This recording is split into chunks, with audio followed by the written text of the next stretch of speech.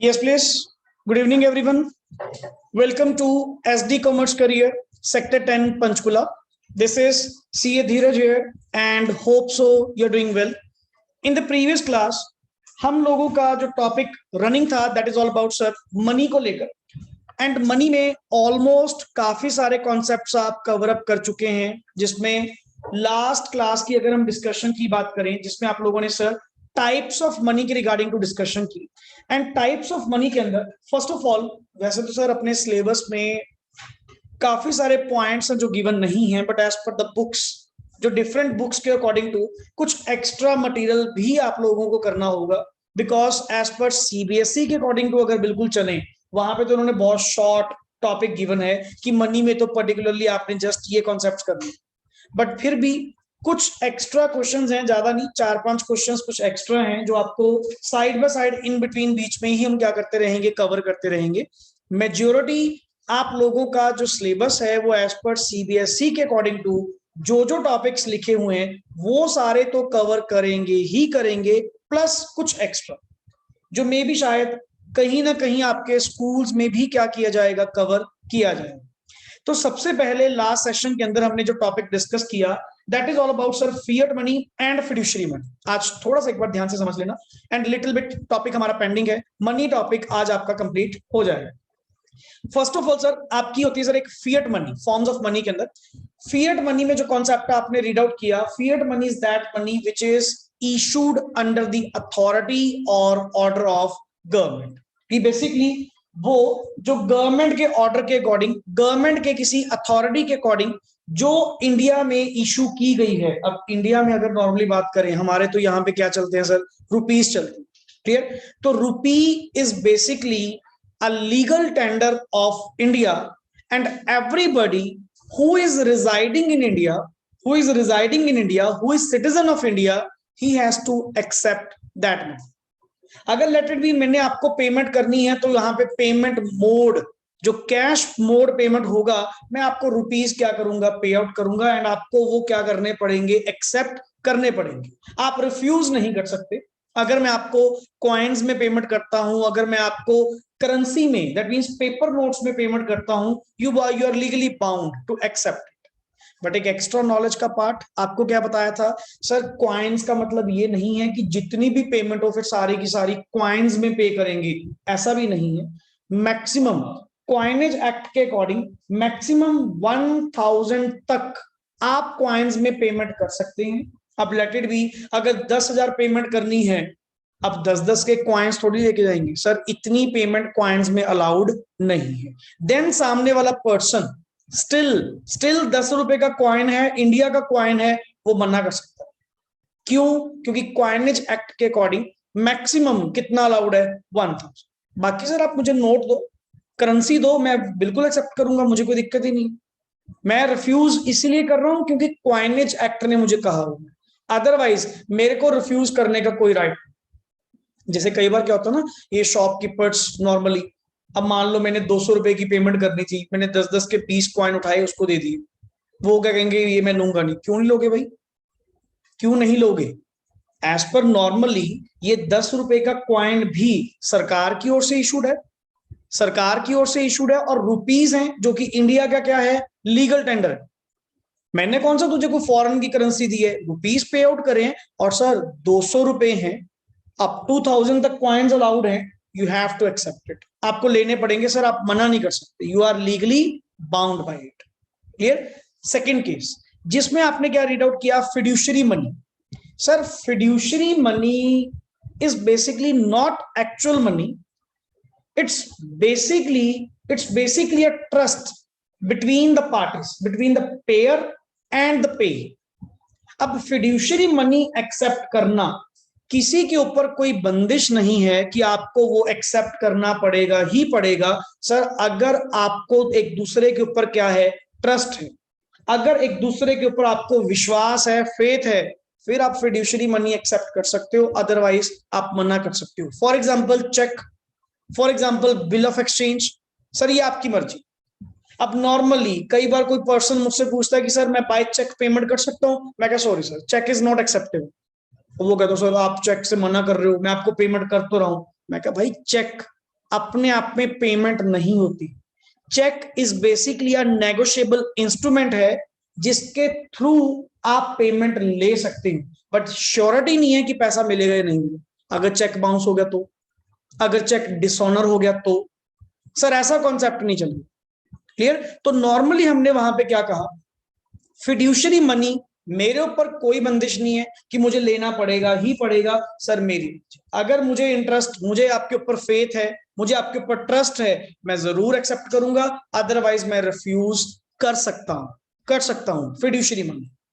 Next number third पे आपने क्या रीड आउट किया सर, एक होती है फुल बॉडीड। ये आज की डेट में कॉन्सेप्ट नहीं है, ये पुराना कॉन्सेप्ट है इन टर्म्स ऑफ क्वाइंस। पहली बात, ये किसी टाइम पे, ब्रिटिश टाइम पे ये वर्ड चला करता था। पहले जितने भी क्वाइंस आप लोगों के पास आते थे, मैं आज भी कह रहा हूं, शायद आपको देखने को मिले। क्लियर? जैसे मंदिर गुरुद्वारा में ना पुराने पुराने 10 पैसे, 20 पैसे, 25 पैसे, जो चन्नी अठन्नी पुराने पुराने क्वाइंस होते थे, अगर कभी देखने को आपको मिले तो सर उनकी जो बेसिकली लुक होगी ना, वो आपको बिल्कुल सिल्वर की तरह लगेगी। क्योंकि पहले जितने भी वो क्वाइंस होते थे जो ब्रिटिश टाइम पीरियड के बनाए गए उस टाइम पे, वहां पे सर जितनी वैल्यू उसके ऊपर लिखी होती थी, लाइक 25 पैसे, वो तो बहुत पुरानी बात है, 25 पैसे भी अपने आप में बहुत थे, 50 पैसे, 1 रुपया, तो जो भी वैल्यू उस क्वाइन के ऊपर लिखी होती थी, उसमें एक्चुअल में उतने की सिल्वर क्वांटिटी क्या होती थी, प्रेजेंट होती थी। That means it's commodity value is equals to money value.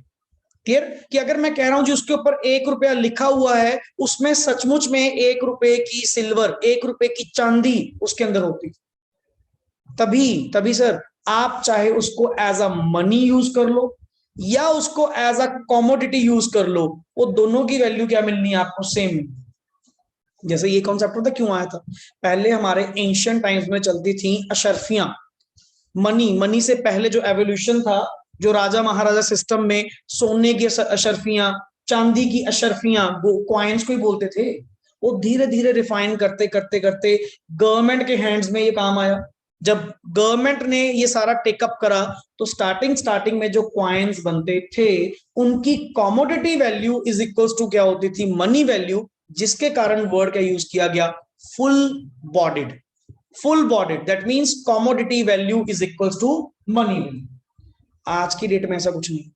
आज की डेट में जो क्वाइंस आप लोग यूज कर रहे हो, इवन करेंसी पेपर जो आप लोग यूज कर रहे हो, ये सिर्फ सर एक कागज है, एक कागज है। ये सिर्फ दो दो थिंग्स के कारण चल रहा है। जो आप नोट देखते हो, जो करेंसी आप लोगों के पास होती है, वो सिर्फ दो कारण चल रहा है। पहली बात, इशूड बाय द, किसके द्वारा है, रिजर्व बैंक ऑफ इंडिया, पहली। दूसरी बात, गवर्नर की ओर से क्या है, प्रॉमिस्ड। गवर्नर की ओर से, आरबीआई के गवर्नर की ओर से क्या है, प्रॉमिस्ड। आपने पढ़ा, नीचे लिखा होता है I promise to pay the bearer the sum of rupees. मैं धारक को, धारक मतलब जिसके हाथ में है, जिसके हाथ में।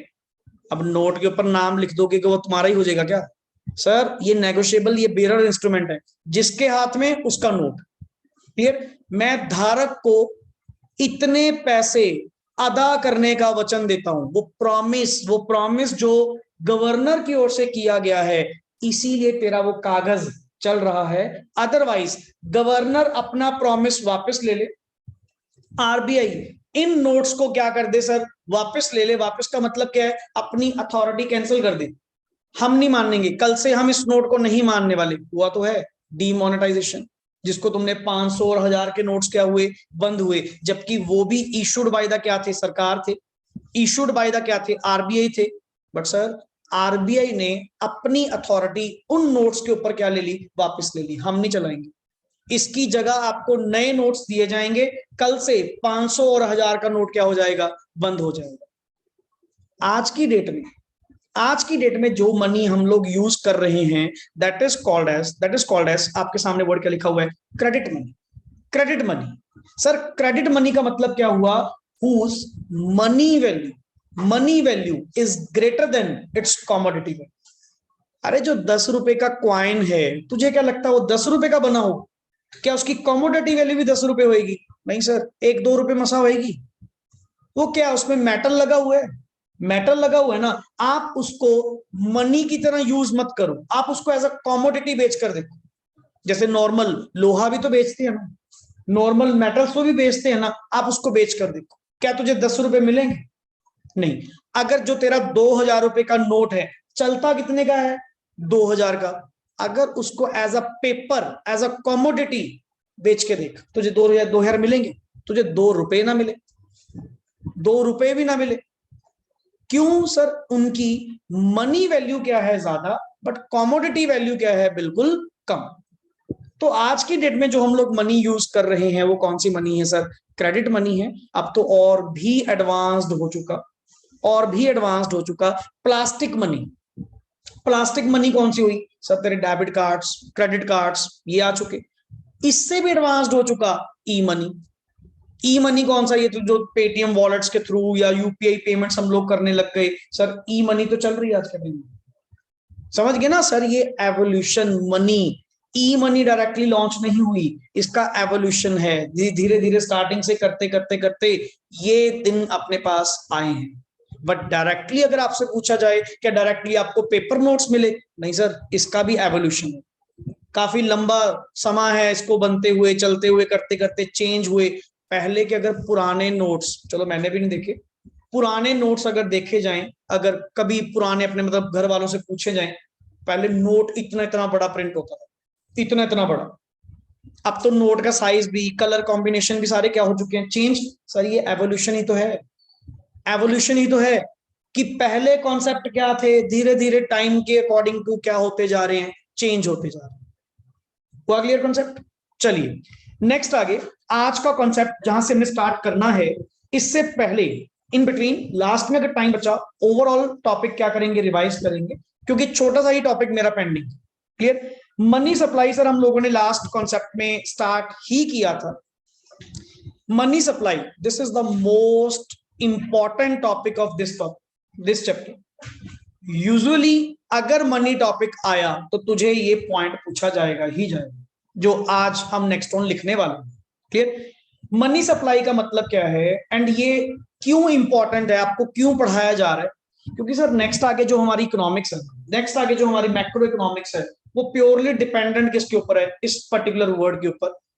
क्योंकि मार्केट में जो इन्फ्लेशन की पोजीशन आती है, मार्केट में जो डिफ्लेशन की पोजीशन आती है, उसका कारण ही क्या है? मनी सप्लाई का ज्यादा होना या कम।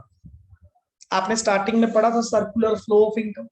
सर्कुलर फ्लो ऑफ इनकम में आपने क्या वर्ड पढ़ा था सर? अगर इकोनॉमी में मनी फ्लो क्या हो जाए? इंक्रीज हो जाए, पैसा ही पैसा हो जाए, बूम पीरियड आएगा। एंड बूम पीरियड में सर आपकी लोगों की डिमांड क्या होगी? एक्सेस होगी, सप्लाई क्या होगी? कम होगी। एंड इन दैट केस अपने पास एक ही चारा होगा, क्या? अगर डिमांड को कंट्रोल करना है, प्राइसेस क्या करने पड़ेंगे? हाई। और सर ये तो महंगाई लेकर आएगा।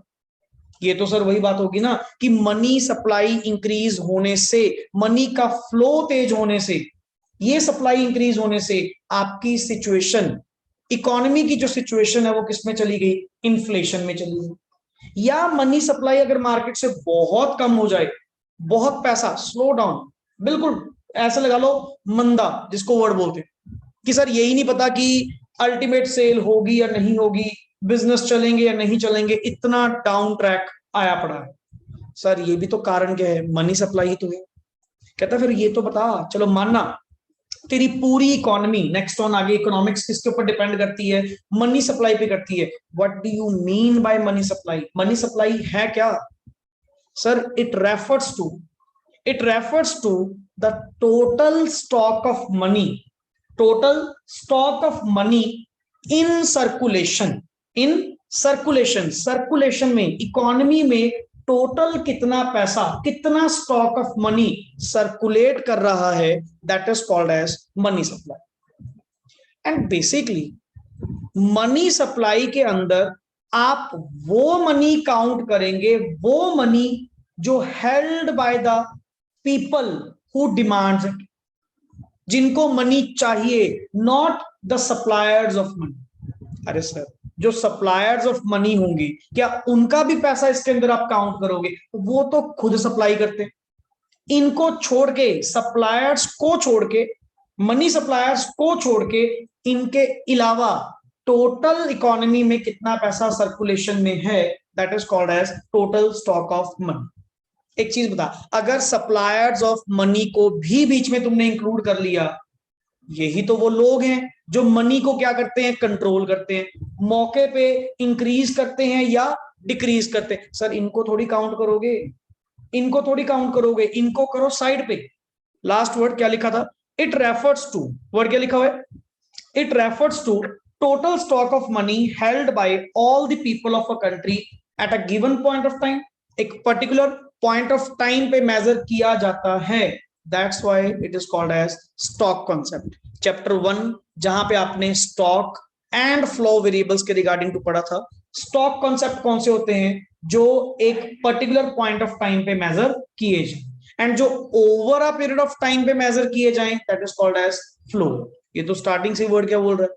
स्टार्टिंग से वर्ड क्या बोल रहा है? एक गिवन पॉइंट ऑफ टाइम पे मनी इन सर्कुलेशन कैलकुलेट करना, that is called as stock concept. Special word जहां से कंटिन्यू करेंगे, सर एक वर्ड यहां पे लिखा गया क्या? अदर देन किनको छोड़ के? सप्लायर्स ऑफ मनी को छोड़कर। सर इनको छोड़ दो, इनके अलावा जितना पैसा पब्लिक के द्वारा हेल्ड किया गया है, पब्लिक के द्वारा इन सर्कुलेशन में है, वो पैसा काउंट करो, वो पैसा काउंट करो, क्योंकि ये लोग तो सप्लाई कर, यही तो कंट्रोलर हैं, यही तो जो आगे क्वेश्चन हम लिखने जा रहे हैं, यही पर्सन तो मनी सप्लाई के कंट्रोलर हैं। इनके पास जो पैसा पड़ा है वो मनी सप्लाई के अंदर थोड़ी आएगा सर, यही तो कंट्रोलर है। जब मार्केट में मनी सप्लाई क्या हो जाती है, ज्यादा हो जाती है या कम हो जाती है, यही पर्सन तो आगे आते। तो नेक्स्ट क्वेश्चन लिखिए यहां से, हु आर, क्वेश्चन, सप्लायर्स और producers of money.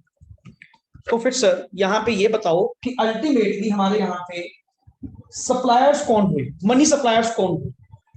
Who are suppliers of money, who are suppliers of money? Click answer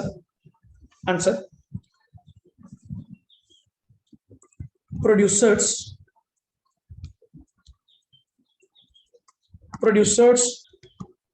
refers to money। Actually sir ये टर्म दोनों ही इंटरचेंजेबली यूज होती हैं, और जो मनी के प्रोड्यूसर्स होते हैं, जो मनी को प्रोड्यूस करते हैं, वही तो इसके सप्लायर होते हैं। और अपने इंडिया में सर अल्टीमेटली दो ही हैं। पहला गवर्नमेंट, दूसरा banking system. And banking system के अंदर तेरे सारे बैंक्स, मैंने बैंकिंग सिस्टम वर्ड यूज किया, कल्ला आरबीआई नहीं कहा। बैंकिंग सिस्टम के अंदर बोथ सेंट्रल बैंक भी प्लस ये तेरे जितने भी तेरे कमर्शियल बैंक्स हैं, ये सारे क्या हो गए, कवर हो गए। सर इनको छोड़ दो, क्योंकि ये तो ऑलरेडी, ये तो मनी सप्लायर्स हैं, इनके पास जो पैसा पड़ा है वो सर्कुलेशन में थोड़ी है। सर्कुलेशन में तो कौन सा पैसा होगा, इनका छोड़ दो, बाकी जो हेल्ड बाय द पब्लिक है, जो इन सर्कुलेशन है, that is money supply, clear? तो normally producers of money refers to suppliers of money, full stop. They include, number 1 country, government of the country, number 2 the banking system of the country, comma, including both central bank and all commercial banks। ये तो सब दोनों को लेकर चलते हैं। Ultimately हमें तो इतना पता है, कभी भी मार्केट में, इकोनॉमी में मनी सप्लाई को लेकर अगर कोई प्रॉब्लम आती है, ये प्रोड्यूसर्स हैं, ये सप्लायर्स हैं, जो उस मनी सप्लाई को क्या करते हैं, कंट्रोल करते हैं, by increasing the money flow और बाय डिक्रीजिंग द मनी। अच्छा एक चीज बताओ, चलो आपने डिस्कस वैसे कर भी लिया कि आपको ये मनी सप्लाई कंट्रोल करने की क्यों जरूरत पड़ती है, क्यों आप मनी सप्लाई को कंट्रोल कर रहे हैं, या ये जो प्रोड्यूसर्स बिठा रखे हैं, ये सप्लायर्स जो बिठा रखे हैं, इनका काम क्या होगा, क्या काम है इनका? कि मार्केट में इकोनॉमी जब आपकी स्लिप करती है, कहां पे, इन्फ्लेशन में, या कौन सी स्टेज में, डिफ्लेशन की स्टेज में, और उसका कारण एक ही होता है, मनी सप्लाई का बढ़ना या कम। अब उस चीज को कंट्रोल करने के लिए ये प्रोड्यूसर्स या सप्लायर्स क्या हैं, कंट्रोल करेंगे। अब ये टाइम टू टाइम देखेंगे, टाइम टू टाइम देखेंगे। आप एक चीज सोचो, नॉर्मली सर अगर आरबीआई नोट प्रिंट कर सकती है, फिर वो इंडिया की सारी पॉपुलेशन को अमीर क्यों नहीं कर देती? सबको नोट छाप छाप के, सबको नोट प्रिंट कर करके क्यों ना पैसा बांट दे? इतना पैसा प्रिंट करती रहे बांटती रहे। सर करेंसी वैल्यू डाउन हो जाएगी, इन्फ्लेशन की स्टेज आ जाएगी, बहुत बुरे हालात हो जाएंगे, कोई किसी की वैल्यू नहीं करेगा। ये जो हल्की सी हम लोग करते हैं ना, थोड़ी सी वैल्यू एक दूसरे की, ठीक है ना, उसका कारण क्या है? ये जो हम लोगों की distribution of income and wealth है, वो अनइक्वल होने के कारण हम एक दूसरे की क्या करते हैं, वैल्यूएशन करते हैं। अगर सारे ही यहाँ पे अमीर होंगे, कौन किसकी क्या सुनेगा, कौन किसकी वैल्यू क्रिएट करेगा?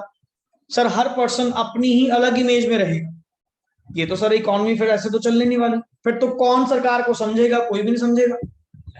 समझ गए ना? फिर तो इकोनॉमी आपकी बिल्कुल ही डूब जाएगी। ऐसा भी नहीं है सर कि कोई भी कंट्री अपने आप को रातों रात क्या कर ले, रिच कर ले, लो जी अपने पास अथॉरिटी है तो है, जितने मर्जी नोट प्रिंट कर लो। ऐसे भी नहीं कर सकते। एक सिस्टम आगे लिखेंगे अपन कि सर आरबीआई को कौन से सिस्टम के अकॉर्डिंग टू नोट्स प्रिंट करने पड़ते हैं, कौन सा सिस्टम आरबीआई फॉलो करती है नोट्स प्रिंट करने के लिए, ये एक एक्स्ट्रा क्वेश्चन में लिखिए। पहले यहां तक क्लियर हुआ? Money supply means the total stock of money in circulation except किसको छोड़ के, money held by suppliers of money. इनको छोड़ के जो पैसा गवर्नमेंट के पास पड़ा है, जो पैसा बैंकिंग सिस्टम के पास पड़ा है, इसको छोड़ के जो पैसा सर्कुलेशन में है, that is called as money supply. अब सर इसको मेजर कैसे करें? अब जैसे आपने क्या कहा, this is a stock concept and इसको एक पर्टिकुलर पॉइंट ऑफ टाइम पे क्या किया जाता है, मेजर किया जाता है। बट सर मेजर करोगे कैसे? तो यहां पे हमारे पास होते हैं इंस्ट्रूमेंट्स अलग अलग। वैसे चार इंस्ट्रूमेंट्स हैं, number 1 M1, M2, M3, M4। M means money को लेकर instruments 1 2 3 4।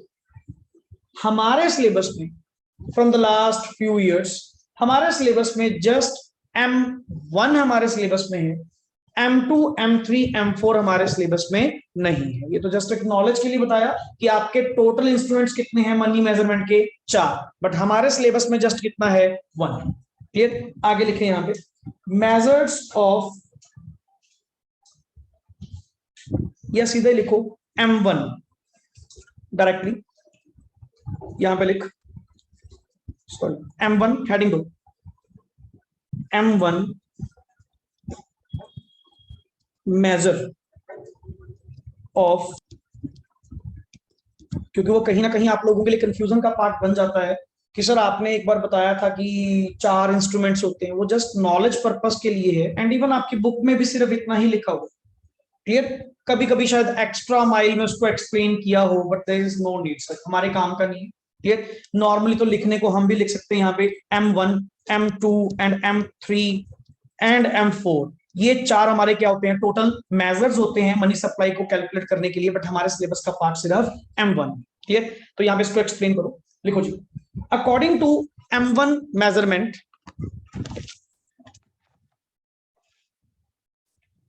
according to of money supply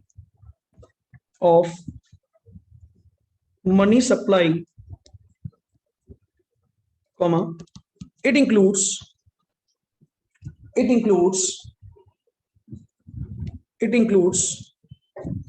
the following components. It includes the following components. लिखो यहां पे, M1 is equals to C plus DD plus OD, short word पहले, फिर इसको explain करेंगे। M1 is equals to C plus DD plus OD, 1 by 1। C here लिख के here C is equals to, it refers to currency held by the public, full stop. It includes as well as paper notes, मतलब sir total currency. अब currency का मतलब गलत मत समझ लेना, करेंसी मतलब सर चाहे क्वाइंस चाहे पेपर नोट्स दोनों को मिलाकर जितना पैसा, अंडरलाइन द वर्ड, क्या लिखा हुआ है, हेल्ड बाय, किसके द्वारा, पब्लिक के द्वारा जितना पैसा, जैसे हम लोगों के पास जितना पैसा, चाहे क्वाइंस पड़े हैं चाहे वो आपके पास क्या पड़े हैं, पेपर नोट्स पड़े हैं, ये M1 के अंदर क्या होंगे, काउंट होंगे। मतलब सर जब आप मनी सप्लाई काउंट करने लगेंगे by using the instrument M1, सबसे पहले currency held by the public in the form of coins as well as paper notes को इंक्लूड करो, नंबर 1। नंबर 2, आगे क्या लिखा हुआ था, DD इज इक्वल्स टू, लिख, it refers to demand deposits, people, लोगों का पैसा जो बैंक में पड़ा है, वो भी तो डिमांडेबल डिपॉजिट, डिमांडेबल मतलब जिनको वो निकलवा भी सकते हैं, लाइक तुम्हारा सेविंग्स में, करंट में, जिसमें भी अकाउंट में पैसा पड़ा है, सर आप जब मर्जी निकलवाओ। एट प्रेजेंट ये क्या करेंगे, टोटल नोट्स कितने प्रिंट हुए, टोटल क्वाइंस कितने इशू हुए हमारे बैंकिंग सिस्टम में और गवर्नमेंट के पास कितने पड़े हैं, बाकी सारा सर्कुलेशन में, वो मेरे पास वापस ही आएंगे, मैं तो उसको कंसीडर करूंगा जो मेरे पास वापस आए हैं। अब तुम लोगों ने नोट फाड़ के फेंक दिया, मैं उसका क्या करूं, तुमने क्वाइंस इधर उधर घेर दिए, उसका मैं क्या करूं, मेरे अकॉर्डिंग तो वो सर्कुलेशन में है ना, क्योंकि जो वापसी मेरे पास आएगी मैं तो उसी को जान पाऊंगा। तो मेरे अकॉर्डिंग जितने इशू हुए होंगे माइनस जो हमारे पास पड़े हैं, हमारे पास मतलब गवर्नमेंट के पास या हमारे बैंकिंग सिस्टम के पास हमारे स्टॉक में पड़े हैं, वो माइनस कर दो, बाकी सारा पैसा क्या है, इन सर्कुलेशन। मैंने 100 करोड़ छापा, 100 crore coins plus paper notes बनाए, जिसमें से 25 करोड़ गवर्नमेंट के पास एंड बैंकिंग सिस्टम के पास है, तो इन सर्कुलेशन कितना हुआ, 75 करोड़। तो ये सर गवर्नमेंट का पैटर्न है, ये सारा सिस्टम इन्होंने लगा रखा है। जब भी मनी सप्लाई को इन्होंने कैलकुलेट करना होता है तो ये सर्कुलेशन में अमाउंट निकाल लेते हैं कि एट प्रेजेंट इकोनॉमी में कितना पैसा सर्कुलेट करना। Clear? Demand deposits of the people with the commercial banks, full stop, checkable means bank वाला checkable deposits का मतलब क्या हुआ कि सर बाय चेक आप जब चाहो इस पैसे को क्या करवा सकते हो, विड्रॉ, तभी तो नाम क्या दिया गया, डिमांड डिपॉजिट्स। आप एनी टाइम जब मर्जी आप बैंक में से पैसा क्या करवा सकते हो, विड्रॉ करवा सकते हो। जस्ट आपने एक चेक भरना है, चेक हमें देना है, हम आपका जो भी पैसा है आपको लौटा देंगे। क्लियर? दैट इज ऑल्सो, ये भी पैसा इन सर्कुलेशन ही तो है, ये ब्लॉक्ड अमाउंट तो नहीं है। कभी भी कस्टमर आके जब आप चाहो आप अपने अकाउंट में से पैसे क्या करवा सकते हो, विड्रॉ करवा सकते हो। सर ये पैसा भी सर्कुलेशन में काउंट होता है। ये मत सोचना कि ये कमर्शियल बैंक्स में पड़ा है, ये बैंकिंग सिस्टम के पास पड़ा है। ये बैंकिंग सिस्टम के पास पड़ा तो है, बट ये बैंकिंग सिस्टम के स्टॉक के अंदर नहीं आता, बिकॉज ये कौन से डिपॉजिट्स हैं, ये डिमांड डिपॉजिट्स, ये चेकेबल डिपॉजिट्स हैं जो पब्लिक के ही काउंट होते हैं। ये तो जस्ट होल्ड करके बैठे, आप जब चाहो जिस टाइम चाहो, जैसे एटीएम कार्ड्स की सबसे बड़ी फैसिलिटी क्या है, एनी टाइम जब आपको पैसे की रिक्वायरमेंट है, आपने कार्ड इंसर्ट करना है, पासवर्ड भरना है, अपने जो पैसे विड्रॉल करने हैं करना। वो क्यों निकल पा रहे हैं, वो क्यों उसमें से आ पा रहे हैं, क्योंकि वो आपके कौन से डिपॉजिट्स हैं, वो डिमांडेबल डिपॉजिट्स, चेकेबल डिपॉजिट्स। हाँ, चेक की जगह फैसिलिटी क्या दे दी, एटीएम। क्लियर हो कॉन्सेप्ट? ये सारे पॉइंट्स किसमें से, लीकेज इज डिफरेंट कॉन्सेप्ट, वो आपने सर्कुलर फ्लो ऑफ इनकम में पढ़ा था, वो मनी के साथ रिलेट नहीं। लीकेजेस फ्रॉम द सर्कुलर, वो इकोनॉमी लेवल पे पॉइंट जितने उन्होंने छाप रखे हैं उनमें से गए ना, किस में से एक्सपोर्ट करें, बाहर कौन सा रुपया थोड़ी जाएगा, बाहर कौन से जाएंगे, जो इंपोर्ट कराया, इंपोर्ट अगर करोगे बाहर रुपीस में पेमेंट होगी, करेंसी एक्सचेंज से होगी, तो बाहर जो पेमेंट जाती है वो हम पेमेंट तो डॉलर्स में ही करते, हम बैंक को क्या देंगे, रुपीस, बैंक उनको नेक्स्ट आगे क्या देगा, डॉलर्स में पेमेंट देगा। तो रुपी बाहर नहीं गया, रुपी तो इंडिया में ही है। आप ये कहो परचेजिंग पावर बाहर, मनी फ्लो आपका क्या गया, बाहर गया। तभी कह रहा हूं दोनों को मिक्स मत करना। मनी टॉपिक के अंदर we are talking about only rupee.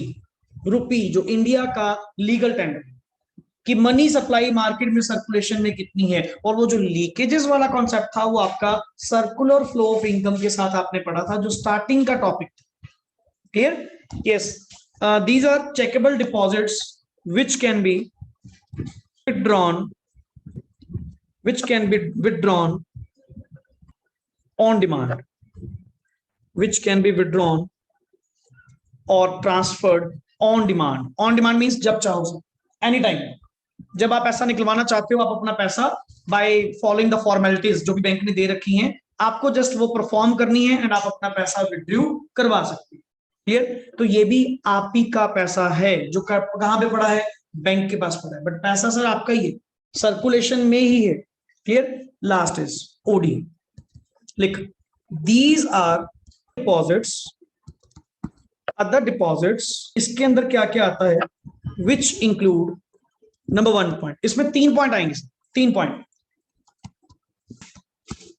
Demand deposits with RBI, with RBI financial, public financial institution. Sir किसका पैसा, पब्लिक फाइनेंशियल इंस्टीट्यूशंस का जो पैसा है, जो किसके पास पड़ा है, आरबीआई के पास। बट सर डिपॉजिट कौन से, डिमांड डिपॉजिट। जैसे आपने पब्लिक के डिमांड डिपॉजिट इंक्लूड करे, ऐसे ही PFI, PFI means public financial institutions like NABARD,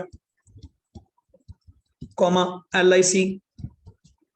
clear? ये सर अपने आप में क्या है, ये अपने आप में क्या है, पब्लिक फाइनेंशियल इंस्टीट्यूशंस। क्लियर? इनका पैसा जो आरबीआई के पास पड़ा है, आपने तो कहा था सर आरबीआई के पास जो स्टॉक ऑफ मनी है वो तो इंक्लूड होती नहीं। यहाँ पर मैंने कौन सा आरबीआई का स्टॉक मांगा है, मैंने कौन से डिपॉजिट्स मांगे हैं, demand deposits. Demand deposits, demand deposits होते क्या हैं, checkable deposits. Checkable deposit means जो किसी भी टाइम, एनी टाइम आप क्या करवा सकते हो, विड्रू करवा सकते हो, ट्रांसफर करवा सकते हो इजीली। तो सर ये पैसा आरबीआई की मनी के अंदर ऐड नहीं होता, ये जस्ट पीएफआई का, जैसे अपना अकाउंट बैंक में है, पीएफआई का अकाउंट भी कहां पे होता है, आरबीआई के पास। ये सारे पब्लिक फाइनेंशियल इंस्टीट्यूशंस वाले, जैसे आईडीएफसी हुआ, क्लियर, आईडीएफसी फर्स्ट बैंक नहीं बोल रहा, बैंक अलग है, आईडीएफसी, एलआईसी, यूटीआई, ये नाबार्ड, ये जितने पब्लिक फाइनेंशियल इंस्टीट्यूशंस हैं, इन सब का डिमांड डिपॉजिट्स जो किसके पास पड़ा है, आरबीआई के पास, ये भी मनी सप्लाई के अंदर क्या होगा, कैलकुलेट कंसीडर होगा। ऐसे ही नंबर 2, किनका, नहीं वो भी नहीं, वो भी मनी सप्लाई उसके अंदर ही count. Next number 2, demand deposits again किसके साथ, with RBI, with foreign central bank, foreign central bank, foreign government. Sir foreign government का पैसा या फॉरेन की सेंट्रल बैंक का पैसा, फॉरेन की सेंट्रल बैंक का पैसा, बट वही बात, कौन से डिपॉजिट्स हैं, डिमांड डिपॉजिट्स। ये भी अदर डिपॉजिट्स आपके मनी सप्लाई के अंदर क्या होंगे, काउंट होंगे, क्योंकि ये पैसा भी किस में होगा, सर्कुलेशन में।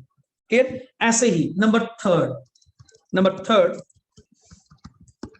विद आरबीआई अगेन, देख तीनों के तीनों डिपॉजिट पड़े किसके पास है, आरबीआई के पास, बट है किसके, कभी पब्लिक फाइनेंशियल इंस्टीट्यूशन, कभी फॉरेन की सरकार या फॉरेन का सेंट्रल बैंक, या तीसरा of international financial institutions like IMF, full form पता है इसकी, आईएमएफ, इंटरनेशनल मॉनेटरी फंड्स,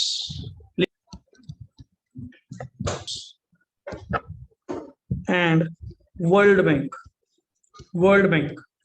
का जो पैसा आरबीआई के पास डिमांड डिपॉजिट्स में पड़ा है, ये पैसा भी इन सर्कुलेशन में क्या होगा, count.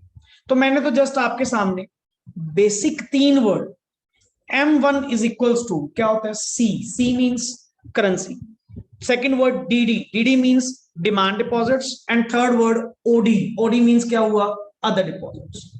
Sir, currency held by public in the form of coins or maybe paper notes.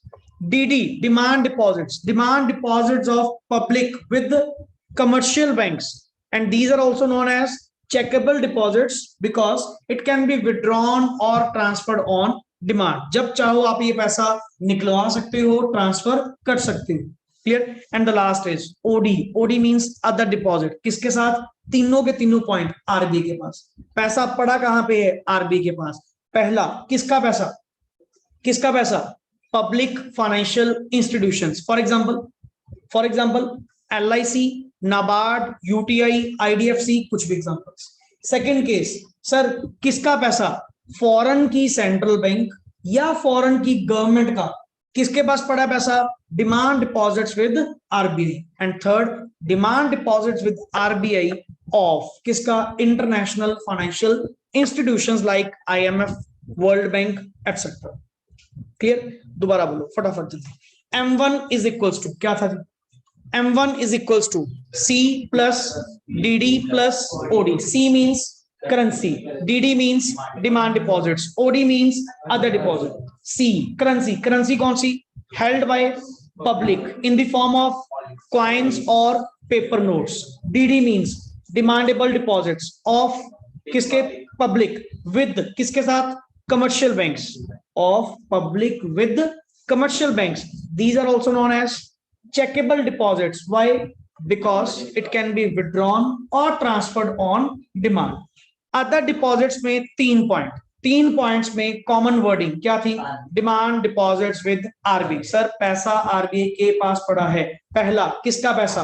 Public financial institutions. For example LIC, NABARD. दूसरा किसका पैसा? फॉरेन की सरकार या फॉरेन की government, central bank. And third, international financial institutions का पैसा जो आरबीआई के पास पड़ा है. ये M1 इंस्ट्रूमेंट के अंदर क्या होंगे? काउंट होंगे. इसके नीचे अलग लिख, specially OD does not include deposits of with RBI. Sir government का पैसा इंक्लूड नहीं करना. और किस? Countries banking system with RBI. इसको नीचे एरो देके ऐसे, ये जो भी आपने लिखा, दे आर क्या? Suppliers of money. सर यही तो मनी सप्लायर्स हैं. इनका पैसा थोड़ी बीच में इंक्लूड करोगे तो दोबारा फिर तेरा मीनिंग क्लियर कर गया कि सप्लायर्स ऑफ मनी जो होते हैं उनके पास जो स्टॉक पड़ा है, उनका जो डिपॉजिट है वो कैलकुलेट बीच में मत करना. बाकी जो M1 इंस्ट्रूमेंट है, C plus DD plus OD, सिर्फ वो आप लोगों ने M1 के अंदर क्या करने हैं? इंक्लूड करने. हुआ clear system? Most important as it is wording. और ये नंबर ऑफ टाइम्स आपसे इतना याद करवा दूंगा कि अल्टीमेट डिट्टो कॉपी आप पेस्ट कर दूंगी कि ताकि सर इसमें नंबर नहीं कटने चाहिए आपके. Money supply topic and money supply का जो इंस्ट्रूमेंट है M1. यहां तक हुआ क्लियर? बेसिकली यहां पे अपना टॉपिक एंड जरूर होता है, बट कुछ क्वेश्चंस हैं जो यहां पे आपसे डिस्कस करने हैं मैंने. क्लियर? लिखिए नेक्स्ट आगे question.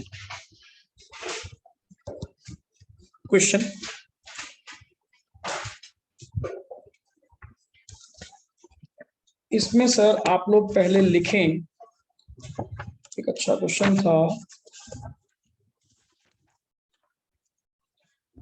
How is in India में जो करेंसी है वो कैसे इशू की जाती है? क्या सिस्टम है जो बेसिकली आरबीआई क्या करता है? फॉलो करता है. क्लियर? तो बेसिकली यहां पे लिखें answer. Currency in India is issued on the basis of minimum reserve system, inverted commas में reserve system, full stop. And इस सिस्टम के अकॉर्डिंग ना RBI has to maintain a minimum reserve, minimum rupees 200 crores in the form of gold and foreign securities,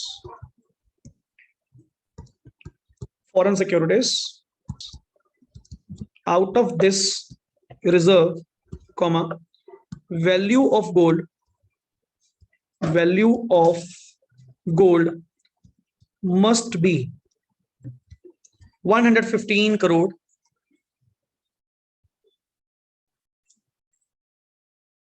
115 crore, full stop. इसकी background कहानी समझाऊंगा, पहले एक बार complete कर लीजिए। नेक्स्ट लाइन में, all notes एक्सेप्ट को छोड़कर, 1 रुपी नोट को छोड़कर, आर इशूड बाय, बाकी सारे नोट किसके द्वारा इशू होते हैं? आरबीआई। सिर्फ किसको छोड़ के? 1 रुपए का नोट, 1 रुपए का नोट एंड बाकी सारे क्वाइंस ये गवर्नमेंट ऑफ इंडिया बनाती है। बाकी जितने नोट्स हैं उन सबकी रिस्पॉन्सिबिलिटी किसके ऊपर है? आरबीआई के ऊपर। क्लियर? आगे लिख, 1 rupee note, 1 rupee note coins, all the coins are issued by of finance, Ministry of Finance of India, Ministry of Finance, Government of India, full stop, sufficient। देखो, ओवरऑल रेगुलेशन जो करनी है वो तो आरबीआई ही करेगा, सिर्फ प्रिंटिंग के मामले में थोड़ा अलग हो गया। क्या? 1 रुपए का नोट एंड सारे क्वाइन, ये तो कौन बनाएगा? Government of India. Government of India मतलब ministry of finance. But overall management, money को लेकर, पूरी मॉनेटरी पॉलिसी को लेकर, कितना पैसा आएगा जाएगा, जो कंट्रोल करना है, सारी सुप्रीम पावर किसके पास है? आरबीआई। अब चलिए इससे ऊपर, पहले अपना पॉइंट आया था एक मिनिमम रिजर्व सिस्टम है क्या? सर, मिनिमम रिजर्व सिस्टम के अकॉर्डिंग टू, एंड ये सिस्टम जो है ये बहुत पुराना, मतलब 1956 के अंदर अडॉप्ट किया गया था। 1956 के अंदर अडॉप्ट किया गया था कि सर आप n number of paper notes बना सकते हैं, और ऐसा भी नहीं है कि आपको इतनी बड़ी पावर दे दी गई, आप इंडिया में करेंसी इशू करने का राइट रखते हैं, अथॉरिटी रखते हैं, तो आप नोट्स पे नोट्स प्रिंट करते जाओगे, ऐसा भी नहीं। क्लियर? ये जितनी भी मतलब ultimate coins and currency division जो है, मिनिस्ट्री जो है, ये आपको गाइड करेगी टाइम टू टाइम कितना पैसा मार्केट में जाना चाहिए, पहली बात। दूसरी, ये क्लियर हुआ, आप अपनी मनमर्जी नहीं कर सकते, आपको भी हिसाब देना होगा कि आपने इस बार इतने नोट्स प्रिंट करके मार्केट में क्यों भेजे। क्या आपके पास मिनिस्ट्री ऑफ फाइनेंस में से क्या आपके पास अप्रूवल है? जितने भी नोट्स आपने प्रिंट किए, जितने भी क्वाइंस आपने बनाए, क्या उस मिनिस्ट्री ने आपको approval the? If yes, you can issue. देख, बना के रखता जा, कोई दिक्कत नहीं है, मार्केट में नहीं जाएगा। अगर मार्केट में भेजना है, वो पैसा सर्कुलेशन में भेजना है, आपको मिनिस्ट्री ऑफ फाइनेंस की क्या लेनी पड़ेगी? अप्रूवल लेनी पड़ेगी, नहीं तो कागज है सर वो। जब तक परमिशन नहीं है तब तक पैसा मार्केट में जाएगा, पहली बात। अच्छा, इस सिस्टम के अकॉर्डिंग, इस मिनिमम रिजर्व सिस्टम के अकॉर्डिंग आरबीआई को क्या कहा गया? आप हर वक्त हर टाइम 200 करोड़ रुपीस का मिनिमम रिजर्व क्या करेंगे? मेंटेन करेंगे इन द फॉर्म ऑफ, ये रिजर्व जो आपने मेंटेन करना है इन the form of gold Boolean या फॉरेन सिक्योरिटीज, जो आप लेना चाहो। क्लियर? 200 करोड़ के आपको कुछ ना कुछ एसेट्स अपने पास मिनिमम क्या करने पड़ेंगे? रिजर्व करने पड़ेंगे। क्लियर? अब जैसे महज एक नॉर्मली बात है, क्या आप नोट्स पे नोट्स इशू करते जा रहे, आपका जस्ट एक प्रॉमिस है, गवर्नर ने एक प्रॉमिस किया, I promise to pay the bearer the sum of rupees 2000 rupees या सम ऑफ रुपीज 500 रुपीज। अब सिर्फ सर कागज जो मार्केट में जा रहा है, जो नोट मार्केट में जा रहा है, it must be backed by, supported by some asset ना। कल को अगर वो नोट ना चला, गवर्नर के अपनी जेब से देगा क्या? तो कुछ ना कुछ रिजर्व तो आपको मेंटेन करके चलने चाहिए। अब सर आप कहोगे सर यहाँ पे तो ऐसे तो इतने सारे लाखों की करेंसी है, सिर्फ 200 करोड़। तो ये तब से 1956 से यही सिस्टम चलता आ रहा है कि it must be something, something reserves आपको क्या करने पड़ेंगे, मेंटेन करने पड़ेंगे। और उसकी अमाउंट मिनिमम कितनी रखी गई? 200 करोड़। और 200 करोड़ में से भी 115 करोड़ किस में रखना पड़ेगा? गोल्ड में रखना पड़ेगा। गोल्ड रखो, गोल्ड बुलियन रखो, तेरी इच्छा। कम से कम गोल्ड की कंडीशन है, कम से कम 115 क्या होगा? गोल्ड होगा। बाकी 85 का तू फॉरेन सिक्योरिटीज रख, जो मर्जी कर, हमें कोई दिक्कत नहीं।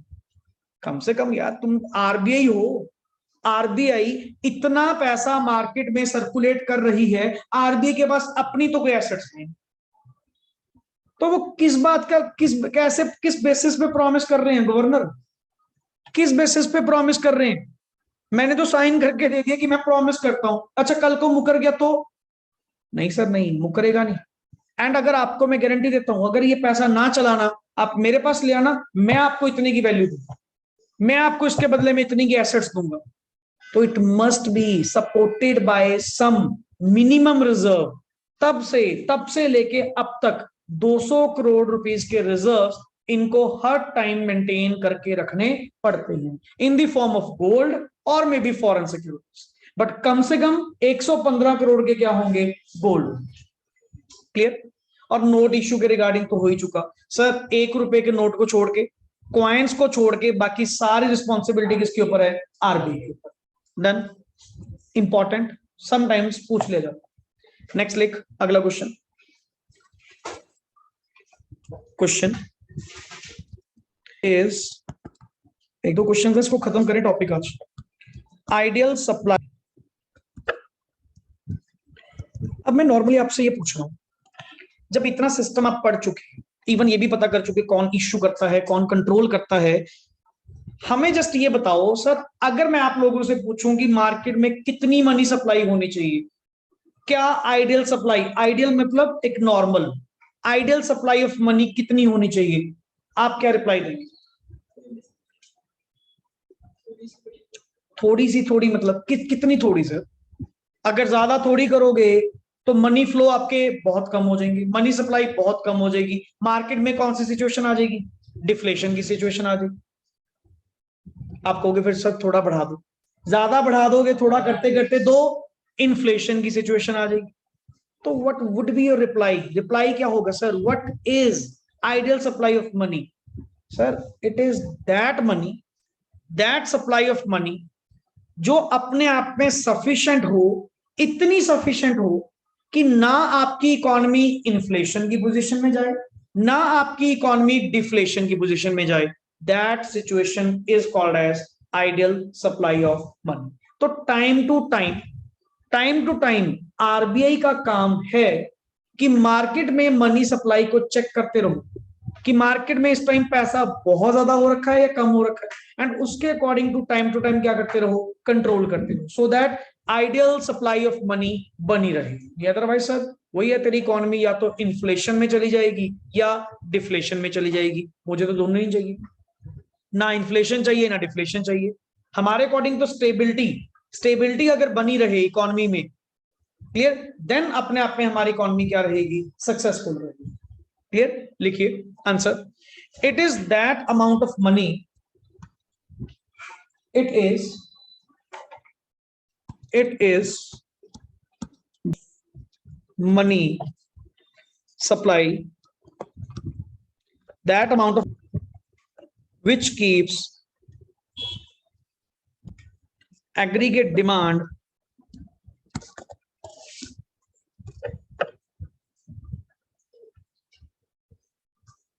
के साथ में वर्ड आपने लास्ट क्या लिखा? Aggregate demand in state of, रहने दो, aggregate demand in state with aggregate supply, aggregate supply, full stop,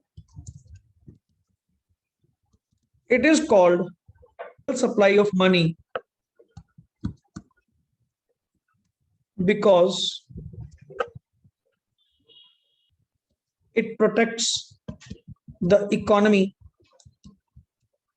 from or deflationary,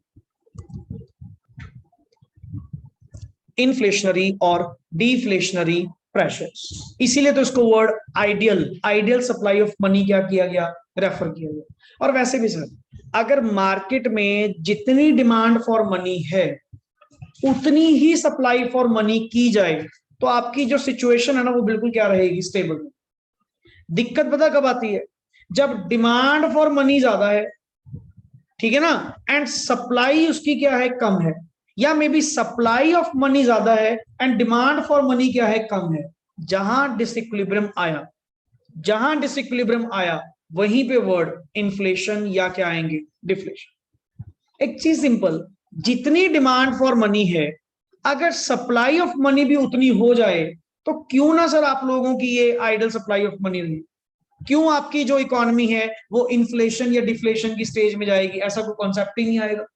regular basis पे आपकी जो इकोनॉमी है वो स्टेबिलिटी के कारण चलती रहेगी, ना इन्फ्लेशन ना डिफ्लेशन।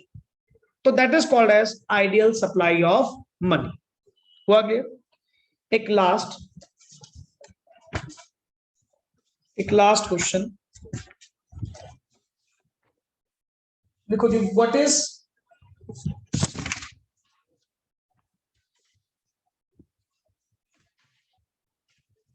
ऐसे तो कुछ क्वेश्चंस जो time to time next on, and मैं आपको पहले भी बता चुका, जब भी आपका टॉपिक कंप्लीट हो तो एक पेज जरूर छोड़ दिया करो, कंप्लीट पेज, सो दैट कि नेक्स्ट ऑन अगर कभी कुछ लिखवाना पड़े, कुछ क्वेश्चंस ऐड ऑन करवाने पड़े जो अलग अलग सैंपल पेपर में से या इधर उधर बुक में से जो एक्स्ट्रा मिलते हैं वो साथ के साथ टॉपिक के अटैच हो जाए।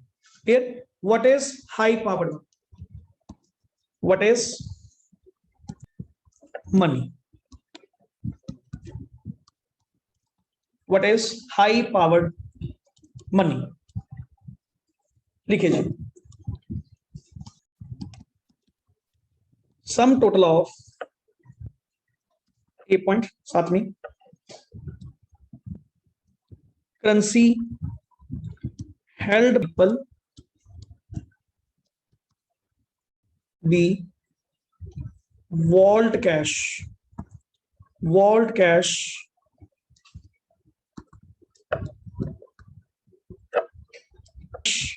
reserves of full stop with RBI full stop. This is called monetary base inverted commas में, और base money इसके अदर नेम्स हैं, base money of the economy। अब आप यहाँ पे नॉर्मली पॉइंट आएगा कि सर अल्टीमेटली होती क्या है हाई पावर्ड मनी। इसको नॉर्मली हम वर्ड बोलते हैं कि सर आरबीआई की टोटल लायबिलिटी कितनी बनती है इकोनॉमी में, इस पैसे को लेकर टोटल पैसा जो चलना चाहिए, तो सर वो तो सब कुछ ही फिर इंक्लूड होना चाहिए। फिर तो जो पैसा पब्लिक के पास पड़ा है, वो जितना पैसा कमर्शियल बैंक्स के वॉल्ट में पड़ा है, चाहे वो मेरा है, गवर्नमेंट का है, जिसका भी है, क्लियर।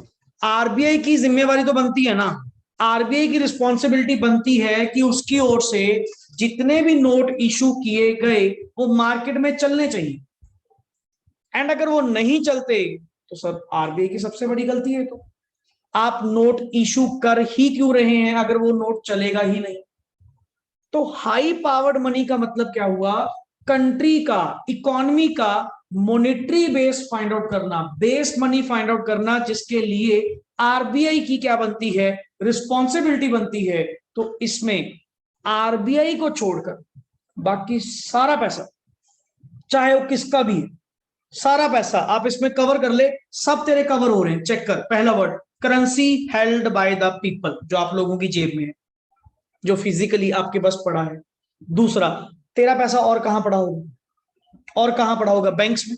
मैंने सेकंड वर्ड क्या लिखा, वॉल्ट कैश, जो बैंक के लॉकर्स में, वॉल्ट में vault cash of the commercial banks. अब उसमें तो सरकार का पैसा भी हो सकता है, पब्लिक का पैसा भी हो सकता है, बैंक का खुद का पैसा भी हो सकता है, सब कुछ ही आ गया।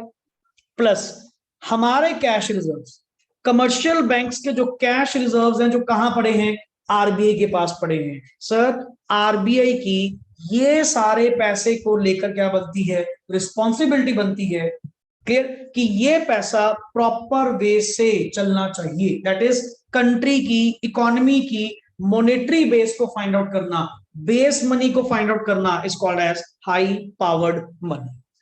बिल्कुल एक्स्ट्रा क्वेश्चन है, समटाइम्स शॉर्ट नोट 2 नंबर के अंदर, 3 नंबर के अंदर आपसे पूछा जाता है कि what is high powered money. Sir it's basically combination of 3 words. Number one is currency held by the public, number 2 vault cash, किसका, कमर्शियल बैंक्स का, and sir cash reserves of commercial banks with RBI. इन तीनों को मिलकर आपकी क्या बनती है, जनरली हाई पावर्ड मनी। तो क्लियर, बैठ जाओ, एटिकेट सीखा करो थोड़े बहुत, पढ़े लिखे स्कूल के हो। नॉर्मली हम लोगों ने बेसिकली जो टॉपिक आज डिस्कस किए, सबसे पहले कौन सा डिस्कस किया, एक तो मनी सप्लाई को लेकर। मनी सप्लाई के अंदर आपका पॉइंट एक M1 इंस्ट्रूमेंट्स के अंदर आपका डिस्कस हुआ। M1 के अंदर आपका पॉइंट क्या था sir, C, that means currency, DD means demand deposits and OD means other deposits. 3 word थे। बट सर अदर डिपॉजिट्स के अंदर भी, नेक्स्ट आगे 3 वर्ड आप लोगों के पास आए, और ये अदर डिपॉजिट्स किसके साथ थे, आरबीआई के साथ। पहला किसका पैसा, पब्लिक फाइनेंशियल इंस्टीट्यूशंस का, लाइक LIC, नाबार्ड, क्लियर। दूसरा किसका पैसा, फॉरेन की गवर्नमेंट या फॉरेन का सेंट्रल बैंक का पैसा, जो डिमांड डिपॉजिट किसके पास पड़े हैं, आरबीआई के पास। एंड तीसरा किसका पैसा, इंटरनेशनल मॉनेटरी फंड्स या वर्ल्ड बैंक, जिसको नाम क्या दिया गया, इंटरनेशनल फाइनेंशियल इंस्टीट्यूशंस का पैसा आरबीआई के पास जो पड़ा है। ये सारा इंक्लूड करके आप लोगों का क्या बनेगा, M1, that is money measurement, money measurement 1, जो आपके सिलेबस का पार्ट है। हुआ क्लियर? एंड आफ्टर दैट कुछ शॉर्ट नोट्स आपने डिस्कस किए, like high powered money, clear, या उससे पहले आइडल सप्लाई ऑफ मनी क्या है, या करेंसी इंडिया में कैसे इशू की जाती है, जिसमें minimum reserve system 200 crore in the form of gold और फॉरेन सिक्योरिटीज होना चाहिए, एंड जिसमें से 115 करोड़ वैल्यू मिनिमम किसकी होनी चाहिए, गोल्ड की होनी चाहिए सर, क्लियर। एंड इंडिया में ऑल ओवर नोट्स एक्सेप्ट किसको छोड़ के, 1 रुपए के नोट को छोड़ के एंड क्वाइंस को छोड़ के, आरबीआई सारे नोट क्या करती है, इशू करती है। बट 1 रुपए का नोट एंड क्वाइन कौन इशू करता है, ministry of finance, that is government of India. Clear है कॉन्सेप्ट? इससे बैक ओवरऑल सारा आप लोगों का कंप्लीट हो चुका। मनी टॉपिक वन टाइम मेरी ओर से क्या है, complete, clear. And coming week इसका प्रॉपर वे से मैं आपका अभी रिसेंट करवाया है, सबने ऑलमोस्ट करा है, एंड बैकअप इसके आप ऑलरेडी अवेलेबल हैं सारे आप लोगों के ऐप के ऊपर। नहीं भी होगा तो आज अपडेट कर दिए जाएंगे सारे। सून कमिंग वीक के अंदर सबसे पहले टेस्ट आपका इस चीज का मनी का। छोटा सा टॉपिक है, क्योंकि स्टार्टिंग वाला जो सर्कुलर फ्लो था वो मे भी शायद किसी ने करा है, किसी ने नहीं करा, इन बिटवीन सा है। तो ये वाला टॉपिक बिल्कुल लेटेस्ट सबने करा है। अपने बैकअप्स कंप्लीट करें, डाउट्स हैं तो डाउट्स मैक्सिमम लेकर एनी टाइम, कोई इशू नहीं। कमिंग वीक फॉर श्योर आप लोगों का अपनी ही क्लास में क्या होगा, मनी टॉपिक का टेस्ट होगा, clear. And soon next class में हो सके तो इंडियन इकोनॉमी का एक टॉपिक स्टार्ट कर लेते हैं, क्योंकि इधर से आपके टॉपिक 3 हो चुके, एक इंडियन इकोनॉमी का हो चुका। तो नेक्स्ट क्लास में अगर हो सके तो इंडियन इकोनॉमी का स्टार्ट कर लेते हैं, साथ साथ पैरेलल उसको भी चलाते जाएंगे, और आपका इधर से ये कॉन्सेप्ट भी चलता है। Is that clear? Okay, thanks lot.